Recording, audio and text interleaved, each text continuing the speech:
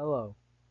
Today I will be discussing chapters 17 through 19 of the book Incidents in the Life of a Slave Girl by Harriet Jacobs. While reading these three chapters, there were a few words that came to mind. Of those words, bravery, motivation, psychological gain, risk and sacrifices, perseverance, and uncertainty. I will touch on all these things as I continue to explain what happened in these chapters. There are also some key moments that deal and tie in with the words that came to mind. Some of those key moments were Linda running away, hiding in the bushes, the slave owner's wife, observation of the owner, Dr. Flint, her anxiousness of being discovered, Dr. Flint selling her children, and also relief. Frederick Douglass once said, I prayed for 20 years but received no answer until I prayed with my legs. This is a central theme with slaves of this time period and throughout the history of slavery in the United States. They often pray and pray that things will change and realize sooner or later that things haven't changed and probably aren't going to change for them unless they do something about it themselves. Sometimes knowing that your situation won't get any better isn't it enough to get you motivated to do anything. In Linda's case, her motivation came when her and her children were brought to the great house where she worked, and she realized that her children were about to be sent off to the work at the plantation up the road. This caused her to run away in the midst of a thunderstorm, raining outside, pouring down rain, and it came as a bit of a surprise to her friend when she arrived at her house. Her friend tried to get her to turn back and before anyone realized that she was gone. After she told her friend about the situation that she was in, her friend agreed that she had made the correct decision. Her friend asked her where she was headed to, but Linda decided that it was in her friend's and her best interest not to let her friend know where she was headed to because she was trying to conceal the identity and protect her friend, that she was she was trying to protect the identity of the friend's house that agreed to help her hide away as she was planning this for quite some time. Linda had the wherewithal to know that people that helped her would be in great trouble if she told the people that she loved about where she was going because they could possibly use her affinity towards them to try to get information about her whereabouts. While she was hiding out at her secretive friend's place, they came close enough to where she felt the need to hide in the bushes. While she was hiding in the bushes, she was bitten by a snake or some kind of animal or even a bug maybe. She's not sure. And it caused her some great pain. This is a key moment in the chapter 18 because it shows her perseverance as she ended up crawling back to the house and getting help and overcoming this pain that pretty much disabled her for a little bit of time to where she wasn't able to run away as quickly as she would like. She says that while she was in the bushes hiding out, that the dread of being disabled was greater than the pain I endured. The pain didn't bother her as much as so much as the fact of the possibility of her being disabled and not being able to run at all. This is where she says that her motto is, "Give me liberty or give me death," the famous quote from Patrick Henry. This is yet another insight into the mind of Linda. She is ready to die than to go back into slavery or have her children go back into slavery or stay in slavery. Another insight that we get into Linda's mind comes from her slave owner, Dr. Fent, where he puts out a subscriber or a flyer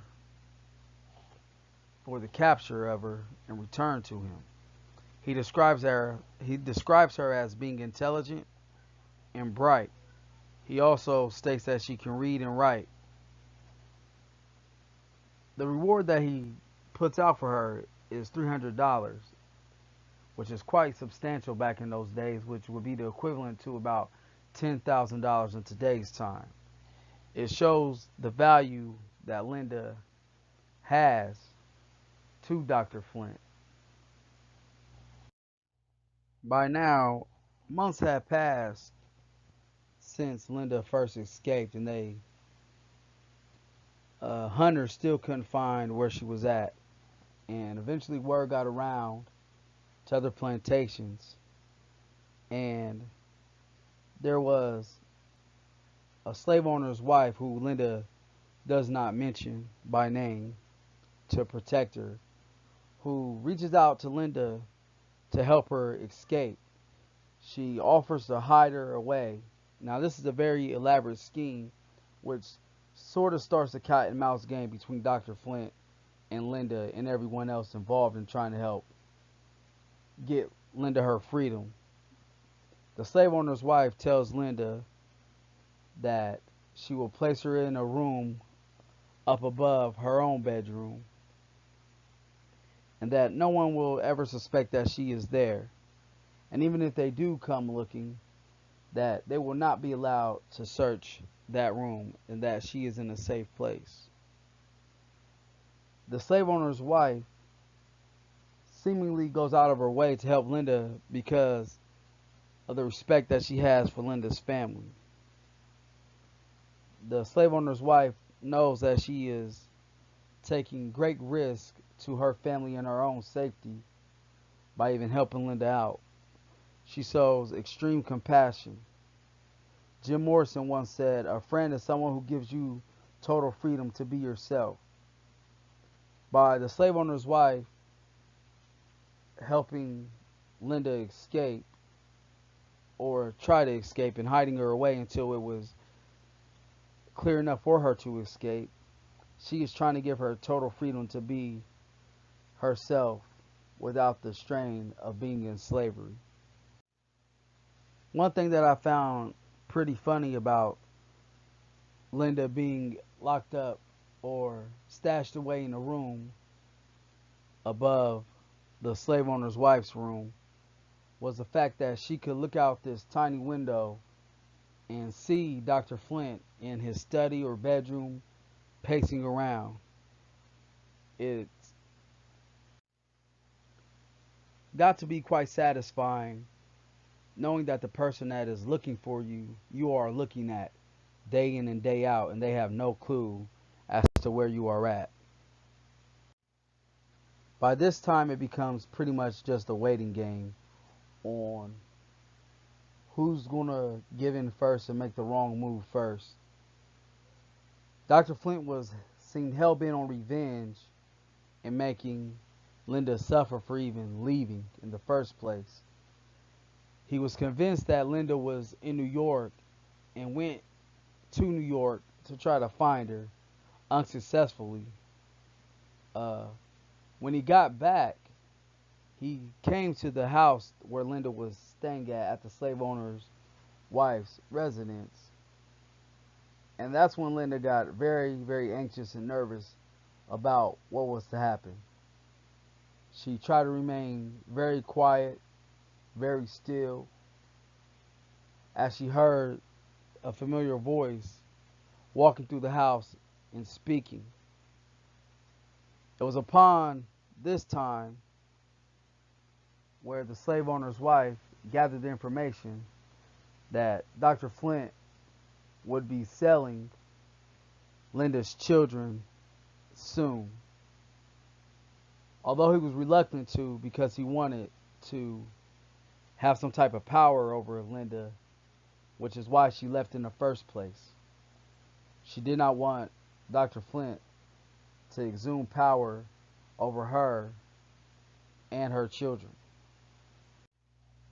Once they found out that Linda's children were going to be sold, they concocted an elaborate plan to purchase the children,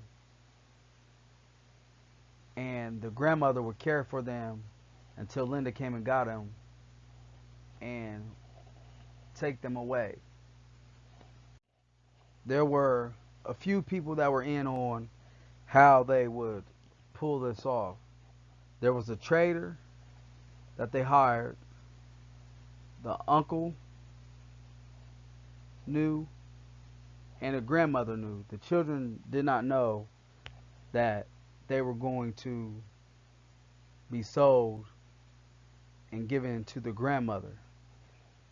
The trader makes a statement or a comment in passing saying that he needed to get out of this business of trading quote unquote niggers because he had a heart and compassion, so to speak. While all this was going on, Linda was back at the house and she knew nothing of what was happening. She heard some of the slaves that worked at the house talking about how the children were sold, but word hadn't gotten back to her if the children were sold to someone other than the person who they were going to sell the children to be with the grandmother. The slave owner's wife wanted to be the one to break the news to Linda about the success, but when Betty, the slave cook, came, Linda was so fraught with worry and anxiety that Betty ended up telling her that everything went as planned, that the children were indeed with her grandmother. Upon learning this, Linda says in the book, "It was the first time since my childhood that I experienced any real happiness. The darkest cloud that hung over my life had rolled away." Linda felt a certain sense of accomplishment once her children were sold away from her master, who was trying to keep her children as power over her. Now that her children have been sold, there is nothing that Dr. Flint can hold over her besides her own life, which she has already stated that she is more than willing to give up if it means freedom for her children. Sometimes when slaves run away, it's more about just running and running and running and running until you can't run any longer or until you reach free territory. In Linda's case, this is much more like a chess game, a psychological game. Unlike checkers, compared to if you were just to run and run and run until you reach free territory. Linda knew from the onset that this was a psychological game, much like chess, and that's why she ran away unexpectedly. That caught Dr. Flint by surprise.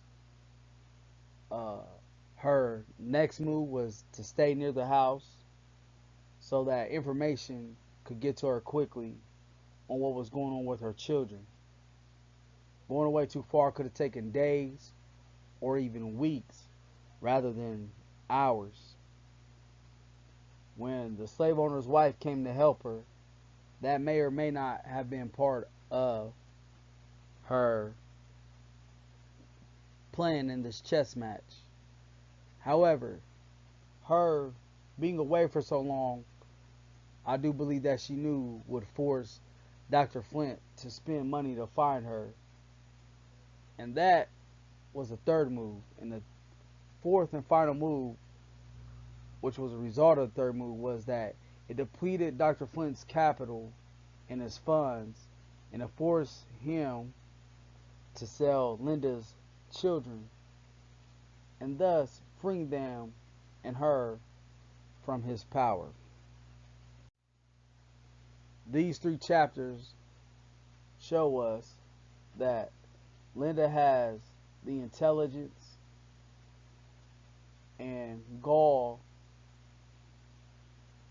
and tenaciousness and perseverance, also along with the motivation to continue forth in her journey on escaping and becoming a free woman. If I were to sum up the chapters, it would have to be using a Kevin Aucoin quote that goes, "Today I choose life. Every morning when I wake up, I can choose joy, happiness, negativity, pain. To feel the freedom that comes from being able to continue to make mistakes and choices. Today I choose to feel life, not to deny my humanity, but embrace it."